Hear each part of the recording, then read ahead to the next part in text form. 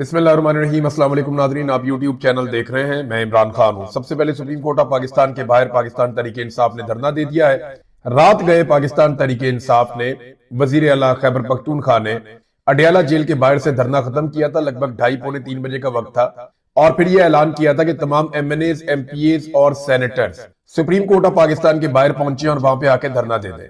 अब जो इन्फॉर्मेशन वहां से आ रही है, मैंने 2 अलग अलग सहाफियों से और पाकिस्तान तहरीक इंसाफ के 1-2 लोगों से बात की, ये जानने के लिए कि क्या तमाम सेनेटर्स, MPAs और MNAs या टिकट होल्डर्स ये सुप्रीम कोर्ट ऑफ पाकिस्तान के बाहर पहुंचे हैं। तो मेरी इत्तला के मुताबिक या जो इन्फॉर्मेशन मैंने इकट्ठी की है, जिस वक्त मैं इन्फॉर्मेशन इकट्ठी कर रहा था उस वक्त सिर्फ 7 सेनेटर्स थे 23 में से, यानी आधे से भी आधे, बहुत थोड़ी सी तादाद में। इसी तरह जो MNAs हैं वो भी बहुत थोड़ी सी तादाद में है और पंजाब से तो यह तादाद बिल्कुल ही कम है। पंजाब से कुछ MPAs जरूर आए हैं लेकिन तादाद उनकी भी कम है। खैबर पख्तूनख्वा से MPAs भी ज्यादा बड़ी तादाद में आए।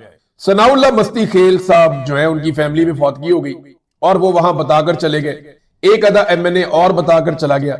बाकी जो तादाद है वो आधे से भी कम है। यानी अगर मैं ये कहूं आपको कि 30% लोग भी नहीं पहुंचे अरकान असेंबली, तो ये बात ठीक है। सेनेटर्स, MPAs और MNAs ये 30% भी नहीं पहुंचे और सुप्रीम कोर्ट ऑफ पाकिस्तान के बाहर धरना जारी है। अब पाकिस्तान तहरीक इंसाफ कहती है कि ये धरना वो देंगे और ना सिर्फ अब देंगे बल्कि बाद में भी देंगे। और अगर ये धरना चलता है और बार बार वहां पे धरना दिया जाता है तो सुप्रीम कोर्ट ऑफ पाकिस्तान के ऊपर एक प्रेशर बनना शुरू हो सकता है। लेकिन क्या पाकिस्तान तहरीक इंसाफ के अरकान असेंबली अपनी तादाद में इजाफा करेंगे? ये वो सारे लोग हैं जो इमरान खान साहब के नाम के ऊपर इलेक्शन जीत जीत कर आए। अली अमीन गंडापुर की वीडियो आई, वो कबूतरों को दाना डाल रहे हैं। वो बहुत जरूरी काम है, कभी घोड़ों के साथ कभी कबूतरों के साथ। इंसान को अपनी इंटरटेनमेंट का, अपनी सेहत का, अपनी चीजों का बहुत ख्याल रखना चाहिए। लेकिन ये बड़ा अजीबोगरीब, इमरान खान ने बहुत इज्जत दी अली अमीन गंडापुर को और आज इमरान खान साहब के साथ जो कुछ हो रहा है इस पे गंडापुर फैमिली आवाज नहीं उठा रही। इमरान खान ने इन्हें वजीर आला तक बनाया, लेकिन जब वजीर आला के ओहदे से इन्हें हटाया गया और उसकी वजूहात है इमरान खान के पास, जब इन्हें हटाया गया तो उसके बाद से लेकर अब तक ये अपने आप को बिल्कुल इररेलेवेंट करके बैठ गए। ये किसी जगह दिखाई नहीं देते, किसी जगह एक्टिविटी नहीं कर रहे। तो जनाब ये सूरत हाल है धरने की और धरना अब शुरू कर दिया गया है। इससे पाकिस्तान तहरीक इंसाफ को लगता है कि वो प्रेशर क्रिएट करते रहेंगे।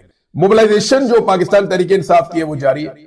कल के दिन में सुहेल अफरीदी और उनके साथी अब स्वाबी के जिले में जा रहे हैं और यहाँ पे जो मोबिलाइजेशन का काम है या तहरीक को आगे बढ़ाने का काम है, स्ट्रीट मूवमेंट के हवाले से ये उसमें जाएंगे। मैं आपको फिर एक बात कह रहा हूं और बार बार कह रहा हूं, ये बात में सारे लोगों को झटका लगेगा। ये हुआ क्या, तो मैं आपको पहले ही बता देता हूं कि हुआ क्या, कि पाकिस्तान तहरीक इंसाफ की सपोर्ट बहुत ज्यादा है, इमरान खान साहब की सपोर्ट बहुत ज्यादा है। लोग ग्राउंड पे जहां पे भी ये लोग जाते हैं बहुत बड़ी तादाद में आ जाते हैं, ये बहुत बड़ी हकीकत है। लेकिन ग्राउंड के ऊपर इनकी तैयारी कख भी नहीं है। पाकिस्तान तहरीक इंसाफ ने टेक्निकली कोई किसी किस्म की तैयारी नहीं की। किसी एक बंदे को भी तहरीक इंसाफ के अंदर गली मोहल्लों में नहीं पता कि उसने 8 फरवरी को कहां ड्यूटी देनी है, या जब भी कभी उसे हुक्म आया पार्टी की जानिब से कि आपने एहतजाज करना है तो किसी के पास कोई लाया अमल नहीं है।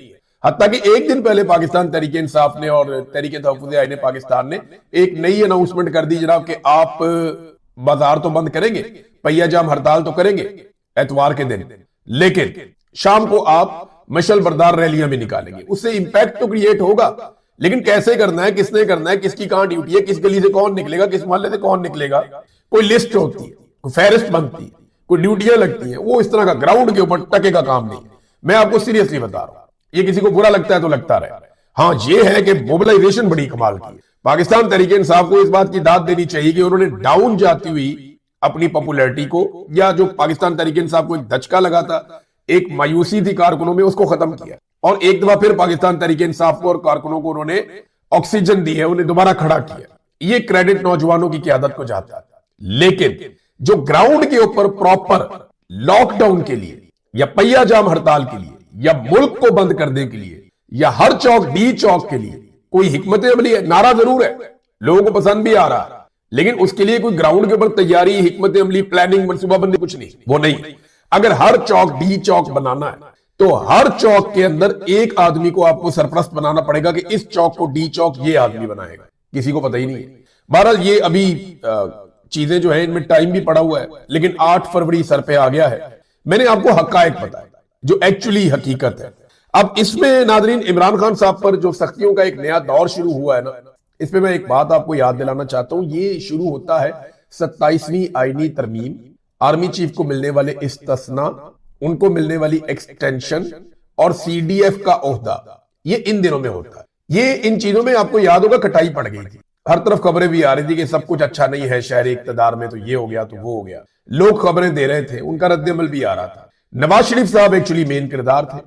इमरान खान ने नवाज शरीफ को मौका दिया और बार बार मौका दिया कि अगर आप करना चाहते हैं आर्मी चीफ तब्दील तो आप कर लें, अगर मुल्क को नॉर्मल करना है तो मुल्क को नॉर्मल करने की कोशिश कर लें। मैं फौज के साथ डील नहीं करूंगा, मैं आर्मी चीफ को सख्त तरीन बयान देके ये साबित कर रहा हूं मैं उसके साथ खड़ा नहीं होऊंगा, डू इट। लेकिन नवाज शरीफ को ऐसा आर्मी चीफ नहीं मिलेगा। फील्ड मार्शल आसिम मुनीर जिस लेवल तक चले गए, इस लेवल तक कोई जर्नैल नॉर्मली जाता नहीं है। तो नवाज शरीफ ने इसी आर्मी चीफ के साथ चलने का फैसला किया और जो कुछ भी सौदेबाजी इनके बीच में हुई उसके नतीजे में इमरान खान साहब पे सख्तियां आई। मैं आपको एक मरतबा नहीं 100 मरतबा ये बता चुका हूं कि नवाज शरीफ साहब बार बार ये कहते हैं मुझे इमरान खान से छुटकारा दिलाया जाए। वो इमरान खान से मुकम्मल और हमेशा के लिए छुटकारा चाहते हैं। तो ये जितना जुल्म आज हो रहा है, ये जो कुछ भी आज इमरान खान साहब के साथ हो रहा है, इसमें खाली आप आसिम मुनीर को जिम्मेदार करार नहीं दे सकते। याद रखिएगा कि नवाज शरीफ इसके अंदर बराबर के शरीक है। उनकी ज़हनियत बदला लेने की, उनकी ख्वाहिश, और बदला किससे लेना है?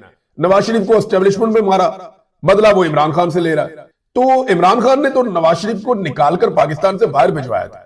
नवाज शरीफ को तो इमरान खान का शुक्रिया अदा करना चाहिए इस मामले में। लेकिन मियां साहब की ज़हनियत ऐसे ही है, वो हमेशा ताकतवर को सलाम करते हैं, बड़े जूते को पॉलिश करते हैं और पेशावी चप्पल के ऊपर उन्होंने हमला कर दिया। तो मियां साहब बस यही है जो टोटल है।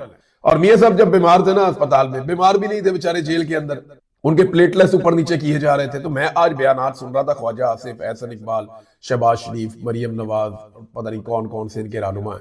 मैं उनके बयानात सुन रहा था, इनके मुंह लमके होते थे, बॉडी लैंग्वेज ढिल्ली होती थी, बैठ के ऐसे जैसे मर्ग हो गई है। ये मियां साहब के रोजाना की बुनियाद के ऊपर जो है वो नोहे करते थे, बीमार हो गया बाहर निकाला जाए, उनका अपना डॉक्टर है, उनके बेटों की बेटियों के सबके बयानात आ रहे थे। और जज गारंटियां मांग रहे थे कि नवाज शरीफ को कुछ हो गया तो क्या होगा। आज वही अदलिया और वही जजेस सिर्फ ये पता नहीं करवा पा रहे और इसके ऊपर जवाब नहीं दे पा रहे कि जनाब एक मरीज को जेल से आधी रात को निकाल कर ले जाया जाता है और उसकी फैमिली को आगाह भी नहीं किया जाता और बताया भी नहीं जाता कि प्रोसीजर हुआ क्या और किस तरह हुआ। कोई चीज आगाह नहीं की जाती। इसके लिए जिम्मेदार कौन है? अदालत इसके ऊपर भी बात नहीं कर रही। नाज़रीन, जहां मैं जावेद हाशमी साहब के 2 स्टेटमेंट है वो पढ़ के सुनाना चाहूंगा। उन्होंने फील्ड मार्शल आसिम मुनीर को भी पैगाम दिया। उन्होंने कहा इमरान खान से जिस अंदाज में नारवा सलूक किया जा रहा है मैंने पहली मर्तबा देखा। हालांकि इन्होंने खुद भी बड़ी सख्त जेल काटी है, लेकिन वो कहते हैं कि हमारे साथ भी ये नहीं हुआ। किसी हुक्मरान को इतना डरा हुआ भी मैंने पहली मर्तबा देखा है। आसिम मुनीर साहब, आपको मशवरा है कि इमरान खान के मामले को इस कदर जहन पर सवार ना करें, आपको कोई इस्तिस्ना नहीं बचा सकेगा। फिर साथ ही उन्होंने कहा इसराइल हमास को अब तक डी वेपनाइज या डिसआर्म करने में नाकाम रहा। अब ये ड्यूटी अफवाज पाकिस्तान के सपुर्द की जा रही है। गजा जाएं, फलस्तीनी लोगों को डिसआर्म करें और इन्हें इसराइल के रहमो करम पर छोड़ दें।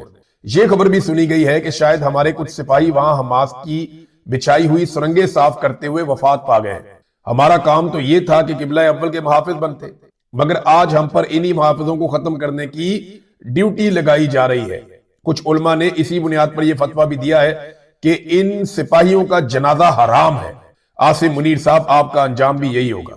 बड़ा सख्त ट्वीट है जावेद हाशमी साहब का, लेकिन इसमें एक क्लेम है कि ये सुनने में आया है कि कुछ सिपाही वहां हमास की बिछाई हुई सुरंगें साफ करने की ड्यूटी करते हुए वफात पा गए हैं और मौलवी कहते हैं कि इनका जनाजा भी नहीं हो सकता और आसिम मुनीर आपका भी यही हाल होना है, ये जावेद हाशमी साहब कह रहे हैं। अब नाज़रीन, कल मैंने आपको एक चीज बताई थी कि आसिम मुनीर साहब ने एक स्टेटमेंट दिया और मैंने कहा था ये स्टेटमेंट फेंकने वाला नहीं है।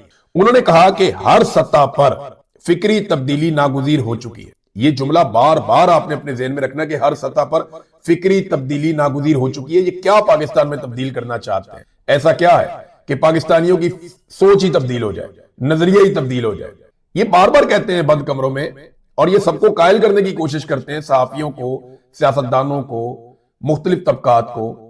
ये कायल करते हैं बार बार मिलिट्री एस्टेब्लिशमेंट के लोग। नहीं, कायदे आजम वाली सोच उस दौर में थी, अभी पुरानी हो गई। जुल्फिकार अली भुट्टो की सोच उसके साथ दफन हो गई। ज़ियाउल हक की सोच भी चलेगी, अब हमारी सोच चलेगी। हमें पता है दुनिया में कैसे चलना और कैसे आगे बढ़ना है। ये बार बार वो बयानियां लेकर जाते हैं। वो कहते हैं उसूल वसूल कोई नहीं होते। अब फील्ड मार्शल ने कहा कि हर सतह पर फिक्री तब्दीली नागुजीर है। तो शहबाज शरीफ ने कहा अपनी मजबूरियां गिनवाना शुरू कर दिया। शहबाज शरीफ साहब अपनी मजबूरियां गिनवा रहे हैं, बता रहे जी मैं और फील्ड मार्शल दुनिया के मुल्कों में जाते हैं, खामोशी से जाके पैसे मांगते हैं और इसकी वजह से हमने पाकिस्तान को बचा लिया डिफॉल्ट होने से, वरना पाकिस्तान तो गया था, ये हो जाना था, वो हो जाना था। सारी कहानी इन्होंने सुनाई। मैं हकायक आपके सामने रख देता हूं, लेकिन एक्चुअली ये क्या क्यों रहे हैं, क्योंकि शहबाज शरीफ साहब ने इसमें एक दो जुमले बड़े अजीब बोले।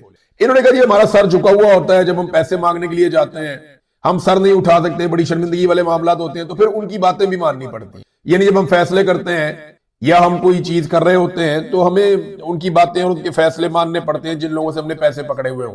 लुब्बे लुबाब उनकी बात का ये है। तो शहबाज शरीफ और फील्ड मार्शल बड़ी आसानी के साथ, बड़े तरीके के साथ वो कर ये रहे हैं कि जो कुछ वो खुद करना चाह रहे हैं उसको दोस्त ममालिक के कांधों पे रख रहे हैं। यानी जो बंदूक वो चलाना चाहते हैं हमास पे या फलस्तीनियों पे, उसको वो उन कांधों के ऊपर रख रहे हैं जिनसे उन्होंने पैसे लिए हुए हैं। कौम को ये बता रहे हैं, हालांकि ख्वाहिश ये उनकी अपनी है, लेकिन ख्वाहिश उनकी अपनी क्यों है, क्योंकि डोनाल्ड ट्रंप को राजी रखेंगे तो इमरान खान को अंदर रखेंगे, डोनाल्ड ट्रंप को राजी रखने में नाकाम हो गए तो ये इमरान खान को अंदर नहीं रख पाएंगे। ये बात ये सारे लोग जानते हैं और ये एक हकीकत भी है। लिहाजा डोनाल्ड ट्रंप को राजी रखने के लिए ये हर वो काम करेंगे जो वो उन्हें कहेंगे। अब ये काम डालना किसके खाते में, आप ये देख लेना। एक तो शहबाज शरीफ कह रहे हैं जी हम पैसे लेकर आए हैं बैरून मुमालिक से और वो पैसा लाके हमने पाकिस्तान को बचाया। पाकिस्तान के सरकारी आदादो शुमार को अगर आप देखें तो कोई ऐसी बड़ी बड़ी रकूम पाकिस्तान के कौमी खजाने में नहीं आई जो दूसरी दुनिया ने पाकिस्तान को दी हो, कोई भी नहीं आई। जो है वो सबको पता है। 12 अरब डॉलर है 3 ममालिक का, कतर के साथ छोटा मोटा है लेकिन वो इतना वो गिनती में नहीं है, लेकिन 12 अरब डॉलर है 3 ममालिक का, जिनमें सबसे बड़ा चीन, उसके बाद सऊदी अरब और उसके बाद यूएई। इनके 12 अरब डॉलर पाकिस्तान के कौमी खजाने में पड़े हुए हैं। बस ये है बात, सादी सी। बारी बारी डिस्कस कर लेते हैं ना। अभी जो इन्होंने बोर्ड ऑफ पीस के अंदर शमूलियत की है या गजा में फौज भेजने वाला मामला है, इस पे ये बहाने बना रहे हैं ना कि हमें इसलिए करना पड़ रहा है कि अपने दुनिया से पैसे पकड़े हुए हैं। भाई आपने तो इन 3 मुल्कों से पैसे पकड़े हुए हैं जो उधार आपको पैसा दिया हुआ है, बाकी पैसा तो आपने आईएमएफ से लिया हुआ है या वर्ल्ड बैंक से लिया हुआ है। तो उनसे जो आपने पैसा लिया हुआ है उनकी तो ये शरायत ही नहीं है कि बोर्ड ऑफ पीस में जाओ या यहां जाओ या वहां जाओ, उनकी नहीं है। वो तो कहते हैं अपने मुल्क के अंदर मईशत को ठीक करो, हमारा पैसा हमें वापस करो सूद के साथ। उनका तो तरीकेकार और है। अब जरा आ जाए कि हमने 12 अरब डॉलर, इस वक्त पाकिस्तान के पास ना लगभग 16 अरब डॉलर है। इमरान खान साहब के दौर में भी 16 अरब डॉलर था, लेकिन उसमें इतने बड़े बड़े कर्जे नहीं थे जो इन्होंने अब उठा लिए।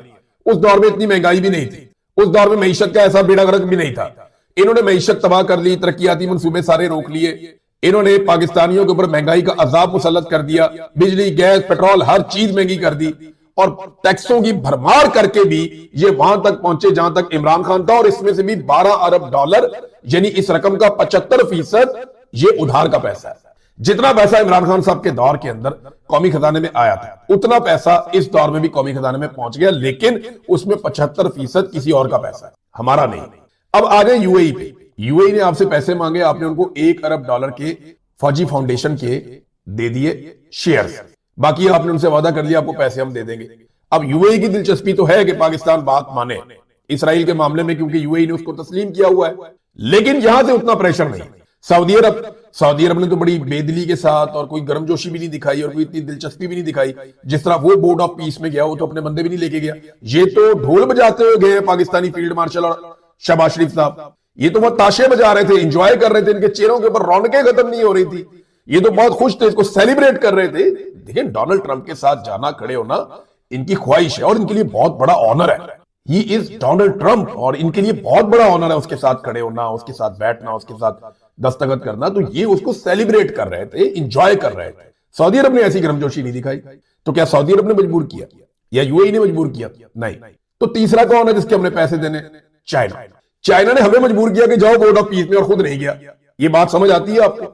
सवाल ही पैदा नहीं होता। ये शहबाज शरीफ साहब और आसिम मुनीर साहब ये कौम को बार बार एक बात बता रहे हैं कि हम मजबूर है, हमें ये काम करना पड़ेगा, फिक्री तब्दीली की जरूरत है, ये करना है वो करना। क्यों? वजह यह है कि ये लोग वो काम करने जा रहे हैं जो कौम को बिल्कुल पसंद नहीं आएगा। मैंने एक दफा कौम से बात करके देखी, आपको चलाकर भी दिखाया यूट्यूब पे, आपने देख लिया ना कौम के जज्बात क्या है। असल जज्बात तो आपको सुना ही नहीं सकते हम, वो इतने लोगों ने अजीबोगरीब जुमले बोले इनके बारे में, ऐसी ऐसी मुगल्लजात लोगों ने बोली। लेकिन मामला ये है कि अब ये काम इनको करना होगा और ये काम करने के लिए ग्राउंड बना रहे हैं कि जनाब दोस्त ममालिक कर्जे लिए हुए हैं, ये किया हुआ, आपको बचाया हुआ, आपको खिला रहे हैं। क्यों जी? चलता हुआ मुल्क था अच्छा खासा, इकोनॉमी भी चल रही थी, बैनुल अक़वामी आदाद-ओ-शुमार भी अच्छे आ रहे थे, पूरी दुनिया कह रही थी ठीक जा रहे हैं, 6% की शरह से वो मुल्क ग्रो कर रहा था, इन्होंने उठा के उसको नेगेटिव के अंदर डाल दिया। और अब सारा कुछ बेड़ा गर्क करने के बाद अपने गुनाहों के ऊपर पर्दा डालने के लिए ये कह रहे हैं जनाब दोस्त ममालिक से पैसे लिए हो इसलिए हम ये वाले काम करने जा रहे हैं। इसके ऊपर नजर रखेंगे, इस पे हम बात करते रहेंगे, क्योंकि ये कौम को चूरन बेच रहे हैं। अब दूसरी बात यह है कि शहबाज शरीफ जैसा आदमी एक तकरीब में खड़ा होकर पीआईए खरीदने वालों को बता रहा है कि पीआईए चलाना कैसे है, ये अच्छा करना है, ये अच्छा करना है, ये अच्छा करना है। और भाई एंज अच्छा करना है तो आप कर लेना सी भाई, तुमसे खुद तो चला नहीं पीआईए, तुमने बेच दिया उसे और ओने पोने बेच दिया। अब जिनको बेच दिया उनको मशवरे दे रहे हैं इसको कैसे चलाना है। और भाई तुम्हें चलाना आता होता तो खुद ना चला लेते, बेचा ही इसलिए कि नहीं चल रहा था। अब जिनको बेच दिया वो जाने, उनका काम जाने। ना 3 में ना 13 में आप पीआईए के मालिक ही नहीं है। आप फौजी फाउंडेशन का कारोबार करने का शानदार तजुर्बा है, वो अपना मुनाफा निकाल लेते होते हैं, तो फौजी फाउंडेशन इसको मुनाफे में ही चलाएगी पीआईए को। बेफिक्र हो जाए शहबाज शरीफ साहब, आप उन्हें कारोबार करना आता है, कारोबार वो बहुत अच्छा करते हैं, वो अपना मुनाफा कमा लेंगे। लिहाजा आप इस मामले में तो अपना मुंह बंद रखें, और मुंह इनके बंद रहते ही नहीं है। जो इन्होंने किया वो लाहौर वाले इंसिडेंट में इंतहाई अफसोसनाक है। वो नौजवान बता रहा है कि कैसे इन्होंने मारा मुझे, एसपी है को बिलाल, उसने कोई जैन शाह, कोई एसएचओ है, उसने भी मुझे मारा, और ये मुझे जैन अब्बास है, और ये मेरे से बदतमीजी करते रहे कि तेरी बीवी फलाने रिक्शे वाले के साथ चली गई, बेहुदा बातें करते रहे मेरे साथ। मैं इन्हें कहता रहा मेरी बीवी बच्ची गटर में गिरे हैं यार, ढूंढो उनको जाके। इन्होंने रेस्क्यू ऑपरेशन रुकवा दिया इनकी वजह से। वो जो बच्ची का बाप है, जो लड़की फौत हुई है, उसका जो वालिद है सादिया का, उससे जबरदस्ती अंगूठे और वो दस्तखत ले लिए सादा कागजों के ऊपर कि बाकी जो ठेकेदार है उनको भी हम बचा लेंगे जब वक्त आएगा, मामला ठंडा होने पर। ऐसे ये बेशर्म लोग हैं, बेहिस लोग हैं। और पीका का ऑर्डिनेंस ये किसी भी सहाफी के ऊपर उठा के लगा देते हैं। लगाए ना इंफॉर्मेशन मिनिस्टर के ऊपर जिसने झूठी खबर दी, लगाओ डिप्टी अपने स्पीकर के ऊपर जो पंजाब असेंबली का, लगाओ मरियम नवाज के ऊपर पीका ऑर्डिनेंस, जो झूठ बोल रहे थे, फ्रॉड कर रहे थे। बताएं इन्होंने क्यों झूठ बोला, क्यों फ्रॉड किया। ये है ही झूठे, ये हर बात में झूठ बोलते हैं, हर चीज में झूठ बोलते हैं। और कैलबरी फोन से इसका झूठ शुरू हुआ, मरियम नवाज का, जिसकी सियासत का आगाज ही झूठ से शुरू हुआ, जिसने बोलना ही झूठ शुरू किया।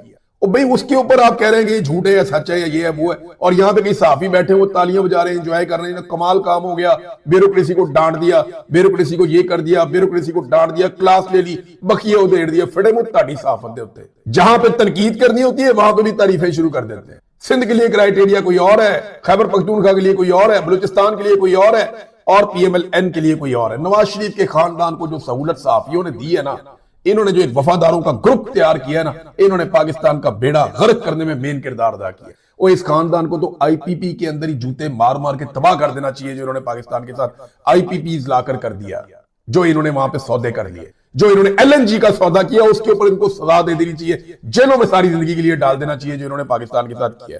लेकिन इनका पैसा और इनका ताल्लुक चलता है। अब वादिया तीरा का मामला नाज़रीन अदालत में भी गया और जरगा भी होने जा रहा है। सोहेल आफरीदी ने कहा जी जरगा करूंगा जमरूद के अंदर, और वहां पे मैं सारी दुनिया को बताऊंगा कि हमारे साथ क्या किया जा रहा है, कैसा जुल्म और कैसी ज्यादती हमारे साथ हो रही है। एक तो देखिए अदालत के अंदर भी गया हुआ पेशावर में हाई कोर्ट में, दूसरा ये अब अवामी अदालत में जा रहा है, अवामी जरगे के अंदर जा रहा है। इसका खौफ है एस्टेब्लिशमेंट को, क्योंकि उन्हें पता है कि वहां से असल बात सामने आएगी और पता चलेगा कि ये जबरदस्ती लोगों का इनखला किसने और क्यों करवाया और इसके पीछे कौन था। लेकिन आपको पता है यहां ताकतवर को कोई कुछ नहीं कहता, यहां एस्टेब्लिशमेंट को कोई कुछ नहीं कहता। लेकिन कब तक एक दिन आएगा जब इन सबको हिसाब देना पड़ेगा। अब तक के लिए इतना ही, अपना ख्याल रखिएगा, अपने चैनल का भी। अल्लाह हाफ़िज़।